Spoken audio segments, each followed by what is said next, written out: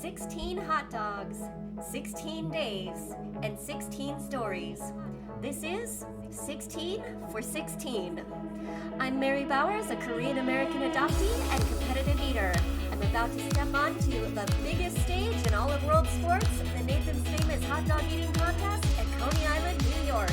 And this time, I'm bringing some of my friends along the way to share their stories. Researcher Jess returns, and storyteller Chae enters the conversation. Let's catch up to talk about the literacy of race relations. Hi, Chae. Hello.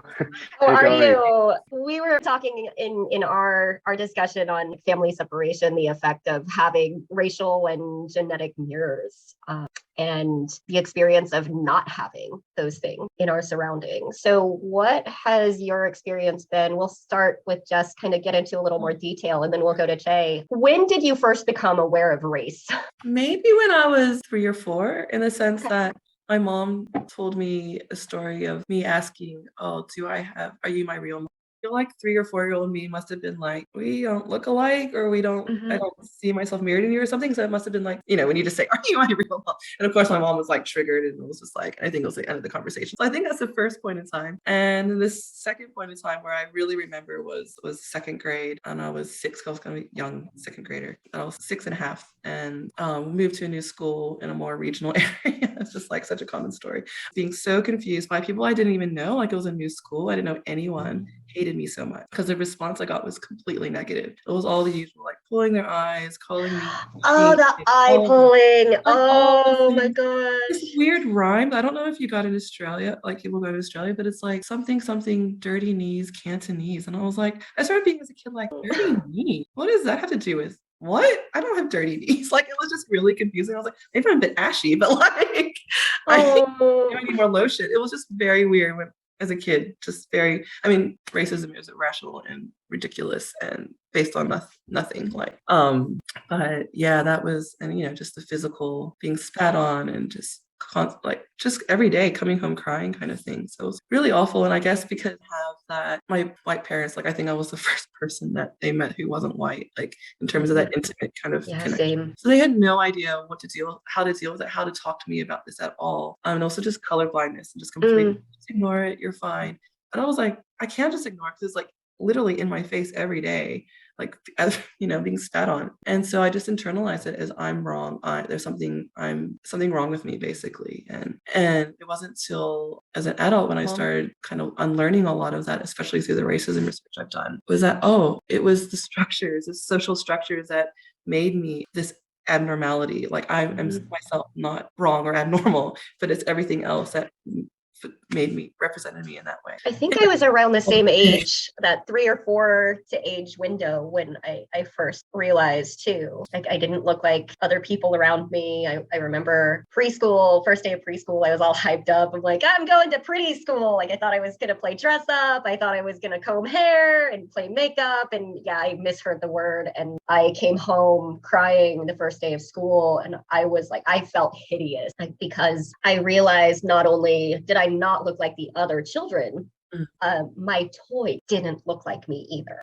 So all the other little girls had dolls that looked exactly like them. And I still, even in Korea, cannot walk into a toy store and choose a doll that looks like me. And I've even asked, like, where do I find this? And Korean children will tell me, you don't want one of those dolls. Like you don't want a doll that looks like you. They're not pretty. The ones with the yellow hair and the blue eyes are the pretty dolls. Like, why don't you just get one of those? So it's like, it's not even just, in the actions of people. I mean, these are inanimate objects that I think have taken an effect that I still, like, I would love, like, if either of you ever find something in a toy store, like, I want the message, like, I will send you the money. Like, I just want a doll that looked like me. My adoptive grandmother was really cool because she tried to sew one, but it was such a beautiful gift, but it had like yarn hair that was thick and dark, and like I don't want to diminish the value of her attempts to try and make me belong, but what I wanted was the experience of having a choice, like going in and looking at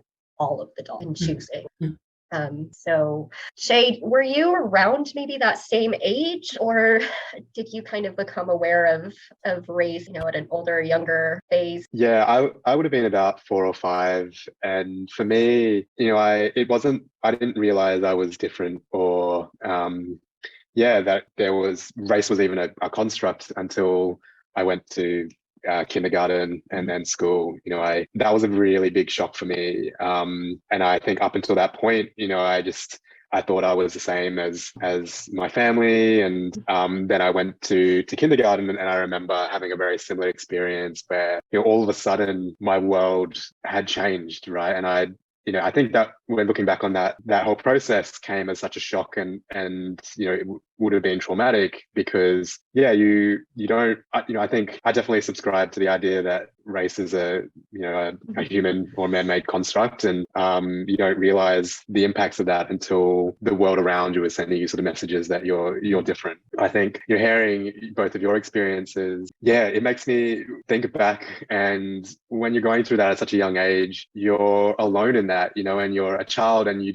just hearing, your experiences of discovering that for yourself, and how that impacted your person from an early age, and then how subsequently that affected the way that you became as a person. And on one hand, it's isolating to hear that you had the same sort of experiences or similar experiences, and that's the result of the systems that we were a part of. But at the same time, it is kind of sad that we have to face that by ourselves, and that's a lot to take on for children, right? And especially if your family, they may not know how to navigate the complexities of race and stuff like that. And part of me really sees the child selves of you both, and really, it's sad that we had to go through those experiences in the way that we did. I think the question too that comes up, all three of us are saying, like, I had no idea, just kind of like pleasantly existing, living my life until I was, around 4 years old. And then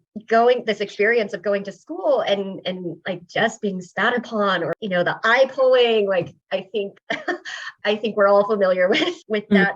That particular experience and how that feels. But my question now, coming from the adult perspective, looking into those situations, is who taught the children around us to behave that way? Because for us, like, our natural state as small children was like race, just like it was not a thing. Like it wasn't part of our consciousness. So my question would be, who is teaching this to children?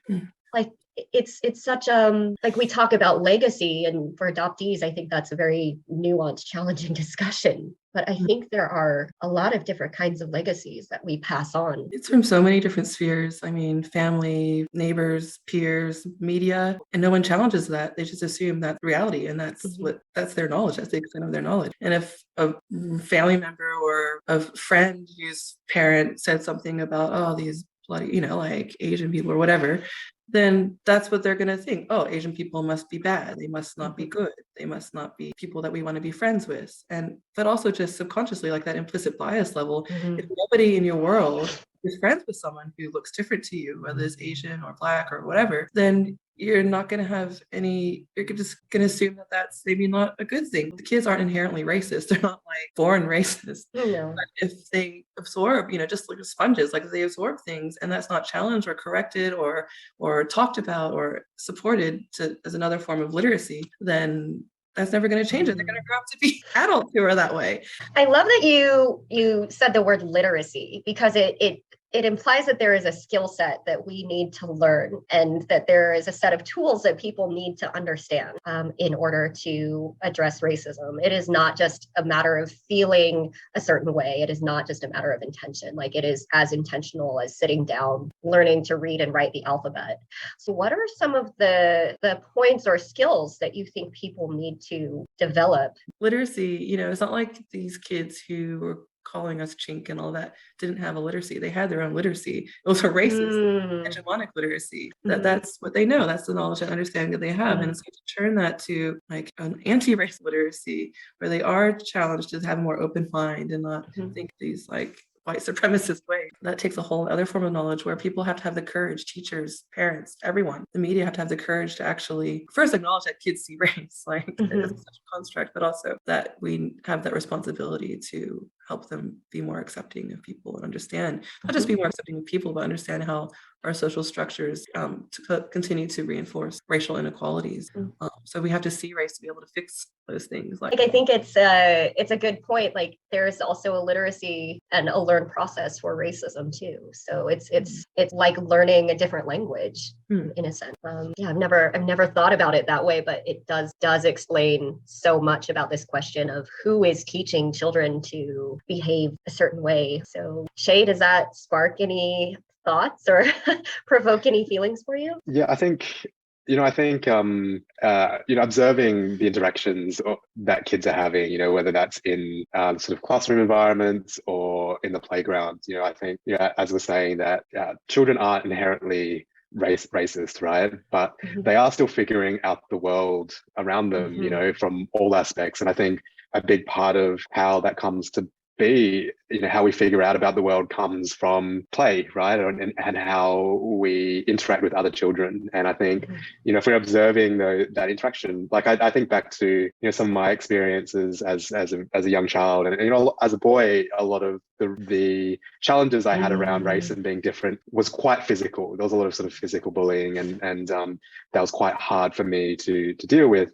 But I also think back to, playing with other kids for the first time, and that was a really big, I learned about the world and what I couldn't be or couldn't do. I remember there being a time where, like, I loved Batman as a kid and going out on the playground, and I couldn't be Batman. In the eyes of the children I was playing with, I always had to be the bad guy, or because that was their understanding of the world, and the formative way that they would play kind of builds an idea into where we all fall into the world around us. So, I think when you ask that question around, what could we do? I think, maybe as parents and as teachers, or adults in general in the community, just observing those sort of interactions and maybe understanding that, this sort of play is in some ways like a microcosm of the wider world around us, and then addressing some of those things that come up, that we can also shape the children of